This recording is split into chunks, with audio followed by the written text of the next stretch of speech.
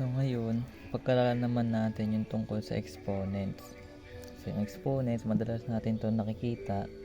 Ito yung mga number na nasa taas ng variable. Ito yung mga letters na tinatawag nating variables. So ito yung exponents, mga maliliit na numbers. So paano ba natin i-deal yung mga variables? So, may tinatawag tayong rules nila. Una, tinatawag nating product rule. So sa product rule, sabihin nagta-times kaya po product. Ang ginagawa or ang rules ay if x raised to m times x raised to n, ang gagawin natin ay i-add yung mga exponent nila. For example, we have y cubed times y raised to 4 is equals to y raised to 3 plus 4, which is y raised to 7.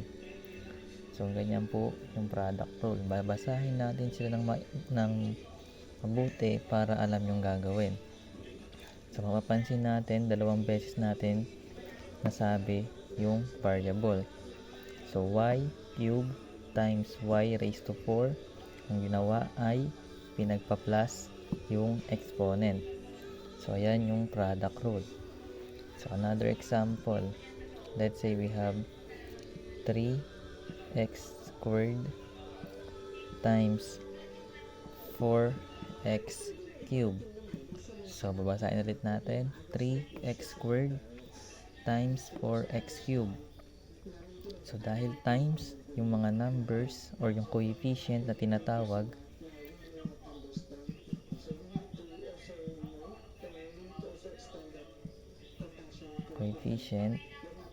yung mga numbers, i-multiply.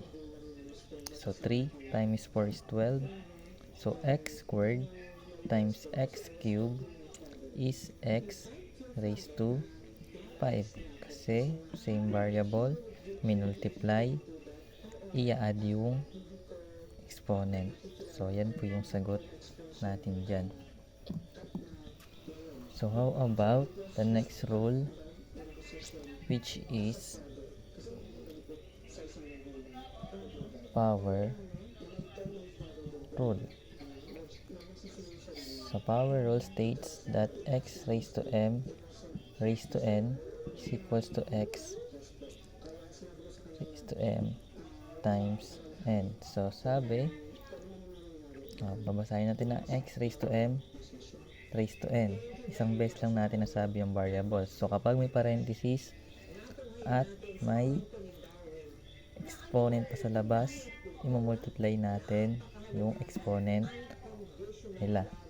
For example, we have y cubed squared is equals to y cubed times 2, which is equals to y. 3 times 2 is 6. So ito yung sagot natin dyan. So pag binasa natin, magkaiba yung power rule tsaka product rule. Yung product rule, nababasa natin yung variable ng dalawang beses. So for example, we have 2a squared cube. So anong sagot natin dyan? So kailangan natin i-distribute yung exponent sa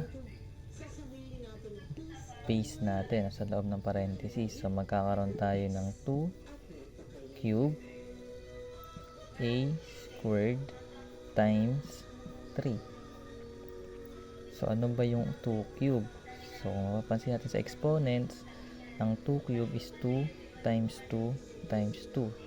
2 times 2 is 4 times 2 is 8. Therefore, ang 2 cube ay 8. So 2 times 3 is 6. So magkakaroon tayo ng a raised to 6. So magkaiba po ang power rule sa product rule.